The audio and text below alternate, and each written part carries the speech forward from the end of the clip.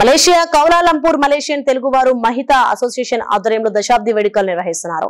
ఈ సందర్భంగా శంషాబాద్ నివాసి అయిన ప్రముఖ వ్యాపారవేత్త సమాజ సేవకుడు సిద్దు రెడ్డిని అవార్డుకు ఎంపిక చేయడం జరిగిందని, మలేషియాలో మన దేశ రాష్ట్ర ప్రముఖుల ముందు ఈ అవార్డు అందుకుంటున్నందుకు హర్షం వ్యక్తం చేస్తూ మీడియాతో ఈ విషయం తెలియజేశారు. ఇప్పుడు హలో అండి, అందరికీ నమస్కారం.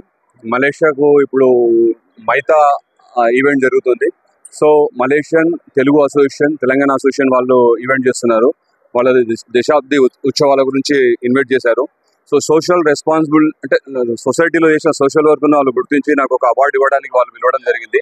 సో ఈ ప్రోగ్రామ్కు మన తెలంగాణ నుంచి ఐటీ మినిస్టర్ గారు and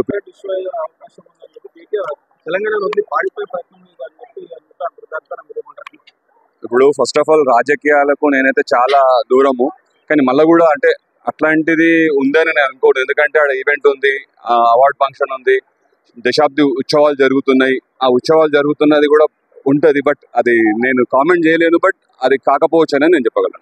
Please like and share, subscribe to BCN Telugu News. Please like, share and subscribe to BCN Telugu News.